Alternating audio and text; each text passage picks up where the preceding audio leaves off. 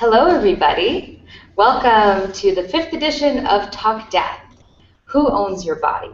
Funeral Law and Rights, the American edition this time.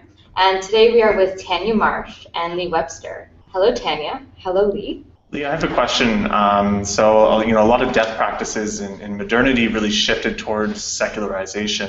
Are you seeing with home funerals any forms of religiosity or spirituality that tend to go hand in hand with them?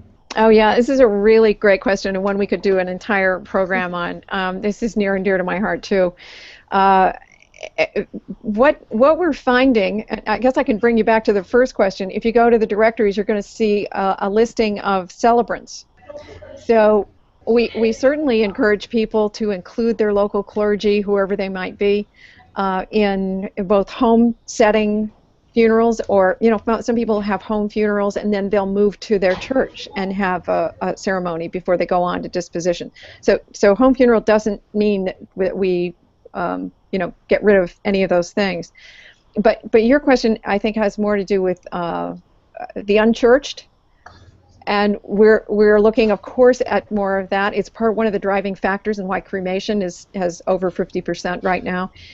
People are leaving that behind. They're leaving the ritual and the ceremony behind. And the response to that has been, first of all, PTSD-like symptoms in families who didn't take the time to acknowledge their loved one and the tear in the fabric that occurs.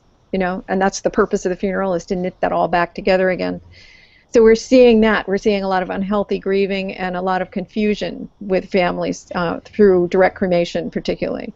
So we are seeing then a rise in celebrants, people who are either, I would call them non-denominational, some of them call themselves interfaith, but they're people who are learning how to conduct rituals and ceremonies without that standard religious base, so that they can reach out to people who want to access some kind of spiritual meaning through the death process.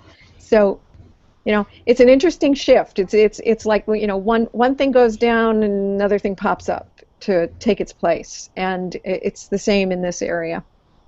But just for a little historical perspective on this, we've only had a commercial funeral industry in the United States for about 130 years. And before that, it was families and religious communities and secular communities that were in charge of bodies. So the shifts that are going on in American culture towards secularization are sort of unrelated, I think, to people wanting to reclaim more control of remains, because back in the day, when families had pretty exclusive control, it was deeply religious, right? So the idea that somehow we're losing the religious nature of them because people want to reclaim them from a for-profit industry is kind of a curious idea. I know it's a popular idea, it's just sort of a curious idea.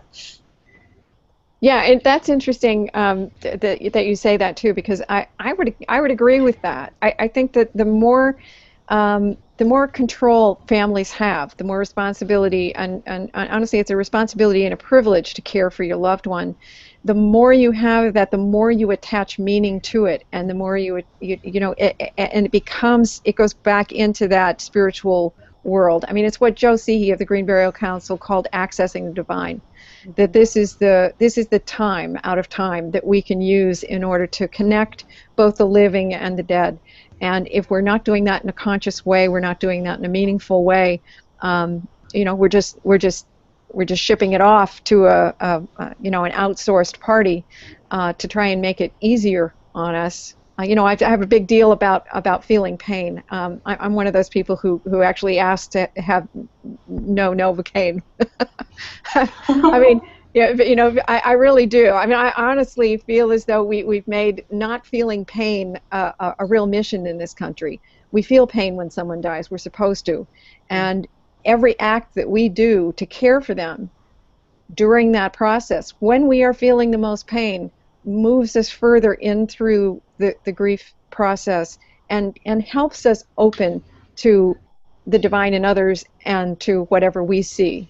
So I do kind of, I see that. I think your point, Tanya, of going back to when people were really doing this, they were deeply religious. Yeah. That's the disconnect right now. There's a big disconnect. Super interesting.